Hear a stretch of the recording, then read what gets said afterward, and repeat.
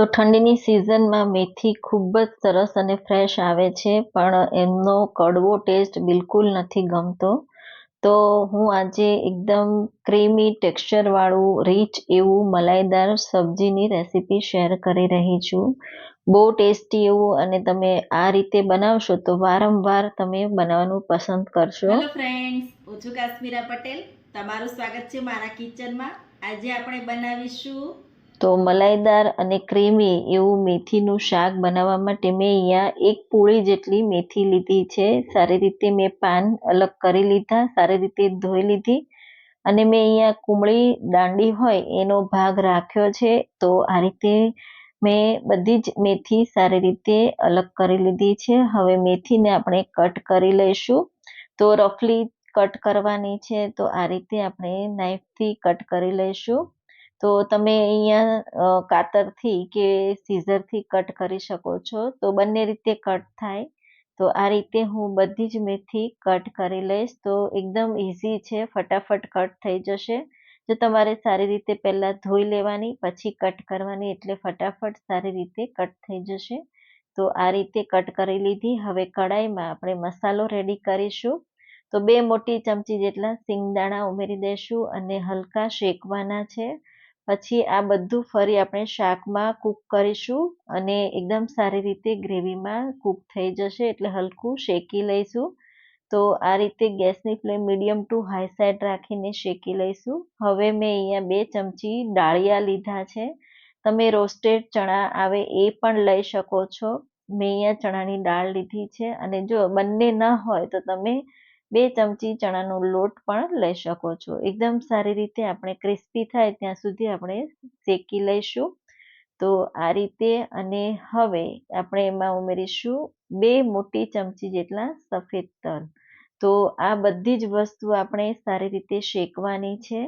તો જેટલું હાર્ડ હોય એ શેકાવામાં વાર લાગે, એટલે સિંગદાણા અને ડાળિયા મેં પહેલાં શેકી લીધા, અને હવે તલ પણ સારી રીતે મેં શેકી લીધા છે. ગેસની ફ્લેમ બંધ કરી દઈશું અને ઠંડુ કરવા માટે સાઈડમાં મૂકી દઈશું.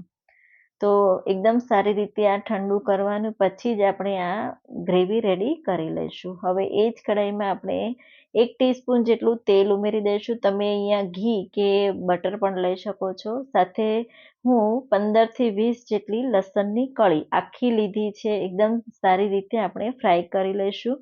બહુ સારો એવો ટેસ્ટ આવે છે મેથીની ભાજીમાં. તો આ રીતે આખી લસણની કળી ઉમેરવાની, અને થોડી બ્રાઉન જેવી થાય ત્યાં સુધી આપણે થવા દઈશું. હવે કટ કરેલી મેથી ઉમેરી દઈશું, અને એકદમ સારી રીતે આપણે એને શેકી લેવાની છે. તો મેથી શેકીને લેવાની, એટલે કડવો ટેસ્ટ બિલકુલ નહીં આવે. અને તમે જોઈ શકો છો અત્યારે મેથી ક્વોન્ટિટીમાં વધારે છે. થોડી કૂક થશે એટલે સ્ટ્રિંગ થઈ જશે, અને આ રીતે આપણે સતત હલાવતા રહીને મેથીને તેલમાં શેકી લઈશું. તો આ રીતે તમે જોઈ શકો છો એકદમ સારી રીતે મેથી સ્ટ્રિંગ થઈ ગઈ. બસ આ રીતે જ આપણે મેથીને કૂક કરી લેવાની છે. તો આ રીતે તમે જોઈ શકો છો. હવે આપણે સિંગદાણા અને ડાળિયા તલ બધું ઠંડુ થઈ ગયું, અને અડધો કપ જેટલું પાણી ઉમેરી એકદમ સારી એવી સ્મૂથ પેસ્ટ રેડી કરી લઈશું. તો તમે જોઈ શકો છો આ પેસ્ટ તમે પનીરના શાકમાં પણ ઉપયોગ કરી શકો છો. બહુ સારું એવું લાજવાબ ટેસ્ટ આવશે.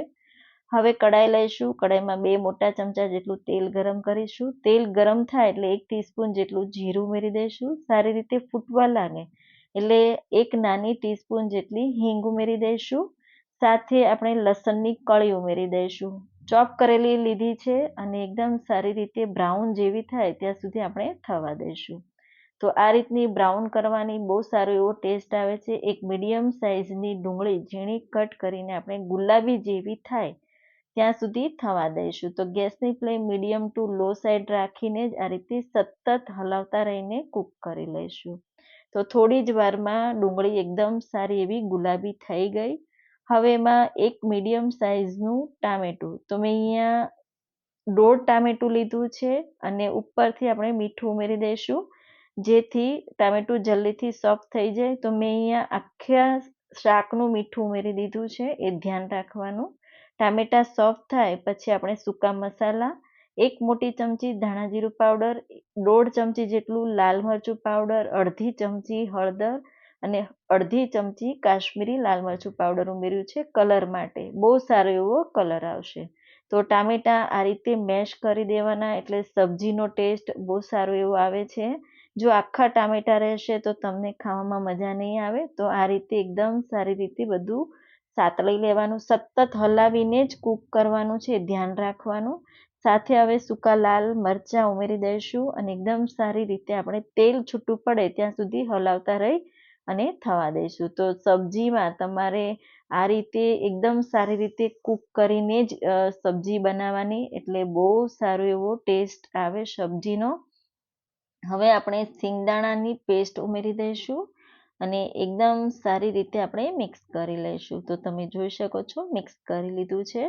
હવે એમાં 1 કપ જેટલું પાણી ઉમેરી દઈશું. તો મેં અહીંયા મિક્સિંગ જારમાં ઉમેરી રિન્સ કરી ઉમેરી દીધું અને એકદમ સારી રીતે આપણે ગ્રેવી રેડી કરી લઈશું.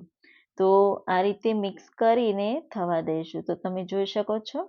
હવે ઢાંકીને આપણે 5 મિનિટ માટે થવા દઈશું. તો 5 મિનિટ પછી તમે જોઈ શકો છો તેલ એકદમ સારું એવું છૂટું પડી ગયું છે અને એકદમ સારી એવી ગ્રેવી તૈયાર થઈ ગઈ છે. ફરી પાછું એકવાર આપણે મિક્સ કરી દઈશું અને ગેસની ફ્લેમ સ્લો કરી દઈશું. હવે આપણે મેથી ઉમેરી દઈશું અને એકદમ સારી રીતે ગ્રેવી સાથે મેથીને મિક્સ કરીશું. તો આ શાક બહુ ક્રીમી એવું અને બહુ ટેસ્ટી એવું બને છે. ઢાબા સ્ટાઇલ રેસ્ટોરન્ટ જેવું શાક બનશે. તો તમે અહીંયા પનીર પણ ઉમેરી શકો છો અને વટાણા પણ તમે ઉમેરી શકો છો.